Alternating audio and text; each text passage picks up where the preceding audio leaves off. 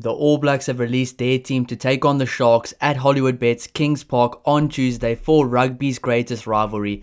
And this is a proper All Black side here. This is very close to full strength. And they probably will be kind of kicking themselves a bit because they didn't play this team against the Stormers, which I think was a really good test.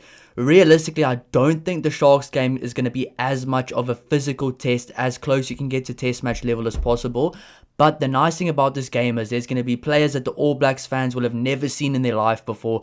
Up and coming superstars, guys that currently are in the Springbok squad as well and playing for a spot in the squad. Kind of some of the lesser known guys to the rest of the world. But to us South Africans, we know those guys as being future stars for the Springboks as well. So it's going to be a very fun game, but this All Blacks team is absolutely stacked. But before we do get into it, if you do enjoy the content, please don't forget to like and subscribe to help the channel grow. I really do appreciate all the support, all the feedback, and honestly, thank you so much for everything on this channel. The All Blacks fans have been really good on this channel. I mean, I've only started doing the All Blacks videos in the last few weeks, and it's been absolutely awesome, the support and the feedback. So thank you so much for that. If you do enjoy it, hit the subscribe button and stick around. But let's get right into it, starting off with number one.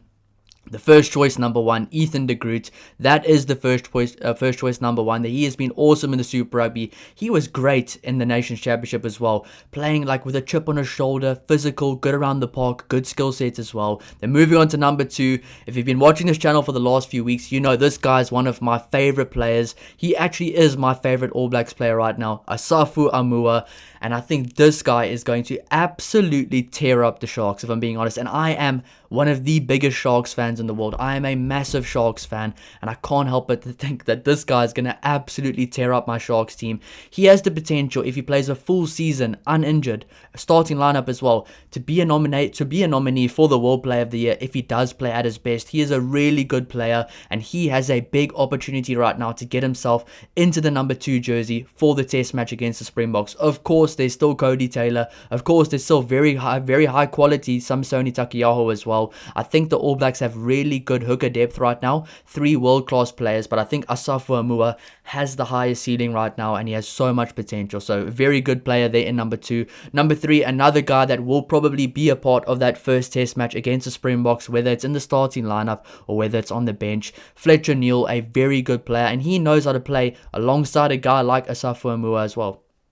And then at number 3, another guy that I think probably will be featuring in that first test match against the Springboks, whether it's in the starting lineup, whether it's on the bench, a very high quality prop, very underrated by the rest of the world as well. Fletcher Neal. I mean, I'm not an All Blacks fan. I'm a neutral when it comes to the All Blacks, but I really do rate Fletcher Neal quite highly. He gets on with it. He gets his job done. He's got a high work rate. And I think the forwards for the All Blacks are getting a lot better right now. They're building a bit of a well-oiled machine there right now. It's getting better from game to game, from season to season. It's looking really good right now. And I think Fletcher Neal will be an undercover, very important guy in the team this week as well. Moving on to the locks, we have Josh Lord and Sam Darry. Probably the 2 locks that I think right now in the pecking order look like the first choice lock combination. But Fabian Holland had a great game against the Stormers as well. Patrick Tuipulotu still there as well. So I think there's a lot of competition around the squad. Very good to see those 2 guys there together. They have so much class, so much quality between them. And they are a key part of that hard-working engine room. The guys that have the high work rate, get stuck in, get lots of tackles, lots of carries, big shifts, hitting the ruck as hard as possible. That's what you get from a Josh Lord and a Sam Darry. 2 very good players. And moving on to number 6, a guy that normally plays lock for club and for country, now moved to the number 6 jersey. And could that be where he stays? Could that be where the coaches want him? He was very good when he played for the All Blacks in the number 6 jersey last time in the Nations Championship. Tupou Vaa'i, a player that South Africa doesn't seem to like a lot, and me as a South African, I quite like him a lot because he's the type of player you want to have in your team. You love him when he's playing for your team. You absolutely despise him when he's playing against your team. Almost like a James Ryan as well. And I'd say for us, it's almost like what Eben Etzebeth's been for a while as well. So really good player there, number 6, Tupou Vaa'i. Very glad to see him on the team sheet. And this forward pack is looking absolutely stacked. I mean, my Sharks team really has to play the best game of their lives because this is looking very close to first choice right now. Number 7, another world quality player, very world class player, Wallace Atiti, a guy that's won the Young Player of the Year award, had a few injuries, now he's back, been battling a few injuries, head knocks, concussions, but he is back now. Very glad to see him back, a player with so much class. Of course, the last time we did see him play, I think it was against Italy that game, or I'm not too sure what was the last game of that. I think it was Ireland as well. Not his best game. I remember he had a very poor player rating for me that game. All the people in the comments were also saying he had a much worse game than the player rating I gave him. So he has to step up right now. He has so much potential and he can be a key player in this team. Of course, Ardi Salvia not with the team right now, but the captain will be back soon. So a lot of these guys are playing for the 1 or 2 spots left in the starting lineup for the loose forwards. And the captain, number 8, Luke Jacobson, a guy that's really, I wouldn't say burst onto the scene, but surprisingly, in my opinion, at the start of the Nations Championship, being given the role he was given, a lot of people were saying he shouldn't be there. It should be Wallace Atiti and Peter Lakai together. But now it looks a lot different with a Tupa Vai there as well, with a Luke Jacobson there. And I think Luke Jacobson has a very clear role right now.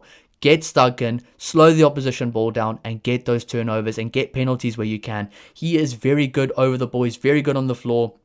I think Luke Jacobson will continue to be that same guy that they really have that's very good over the ball for the All Blacks, and that's why I think he might just play against the Springboks.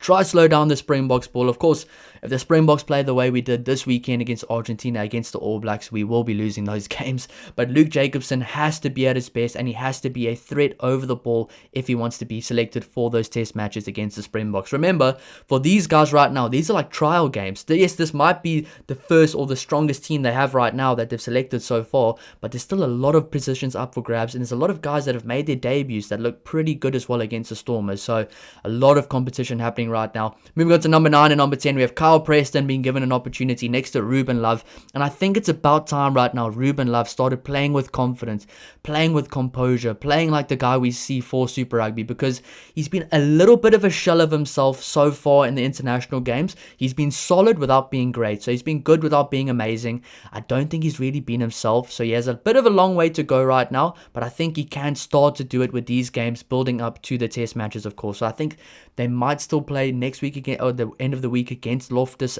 against the Bulls at Loftus as well. Have to see how that works, but of course that's going to be an exciting game as well.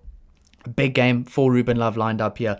Moving on to the outside backs, we have Caleb Clark and Finianga Norfolk, and number 15, Damian McKenzie. I'm going for the back 3 before I go for the centres. Caleb Clark has a big opportunity here. The number 11 jersey realistically is up for grabs. Number 14 as well. Finianga Norfolk also has a big opportunity. He's playing for the number 11 jersey in my opinion, because I think number 14 is purely secured for Will Jordan right now, and number 15 I think Damian McKenzie has it. So both those wingers will be playing for a spot in the teams. Finianga Norfolk has been brilliant in Super Rugby.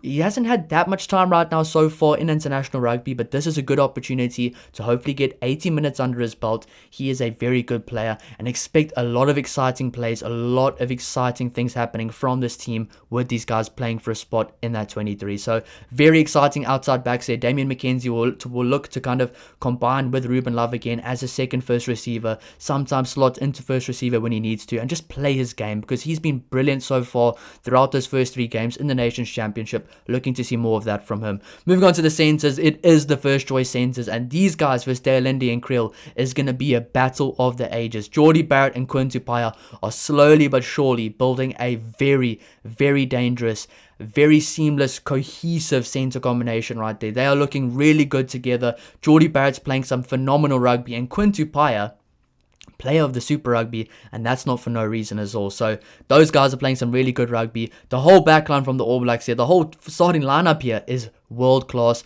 I will be doing a preview for how they look against the Sharks later today, so stay tuned for that, but this looks like a very good side right now. Moving on to the bench, the impact players, they have them here. We have 2 guys potentially making their debut, so Bradley Slater at number 16, and of course Samisi Tayola at number 20. Please let me know if I didn't say that right. I'm struggling with some of these New Zealand names, but still, Bradley Slater potentially making his debut, and Samisi Ta'ialoa. So 2 guys there that could potentially make their debut. And you know what? They have a good opportunity here to actually show what they have, show what they're capable of, and maybe get themselves into a test match team down the line as well. There's 4 test matches against the Springboks. It's not going to be the same team every single time. There has to be change. This has to be a squad effort, and these guys are playing now for a position on the squad. It's number 17, Ollie Norris. Number 18, Pasilo Tosi. Number 19, Ethan Blackadder. Very good to see him there. A very solid player for the All Blacks. I mean, this guy just loves the contact. He loves the physicality, and it's good to see him back because he is going to be fighting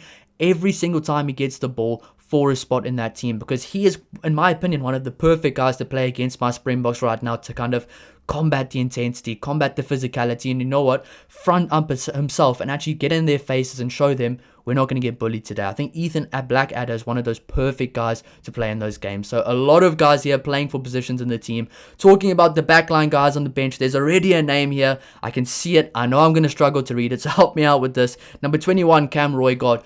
Currently one of the best scrum offs in the world, if not the best scrum off in the world right now. He probably 100% is in the starting lineup against the Springboks. He's going to come on. He's going to get his game time. It's just to kind of make sure the cobwebs are dusted off, make sure he's good to go for those games. There are a few guys like that I think really have their position secured, and I think he's one of them. Next, we have Tamosi Tavatavanavai. I tried to say that name as good as possible. I know exactly who this is. A phenomenal player for the All Blacks. Hasn't played that much for the All Blacks, but he's been really good at Super Rugby. And he has an opportunity to also kind of get onto the bench as an impact player for those test matches, because he definitely is a guy that can play a Lester Fainga Anuku kind of hybrid role between the forwards and the backs as well. Very difficult name to say, but also a very difficult player to tackle. A really good player for the All Blacks. Number 23, the exciting Imoni Narawa is back. There's so much competition in the squad. Me not being able to watch Super Rugby that much because of the time zones makes me forget just how deep the All Black squad really is. They are so deep. There's so many good players throughout this entire squad. They are oozing with confidence. They are oozing with quality. And this team right now is such a good team selected against the Sharks this week. It's going to be very exciting. Experience versus youth. It's going to be awesome. Future Springboks versus current All Black stars. It's going to be absolutely epic. Let me know your predictions down below. I will be giving a preview right after this, so stay tuned for that. Let me know what you think of the team down below. Who of these guys do you see being included in that first test match against the Springboks? Which of these guys do you think won't be included as well? Thank you so much for all the support, and I'll see you in the next one. Cheers.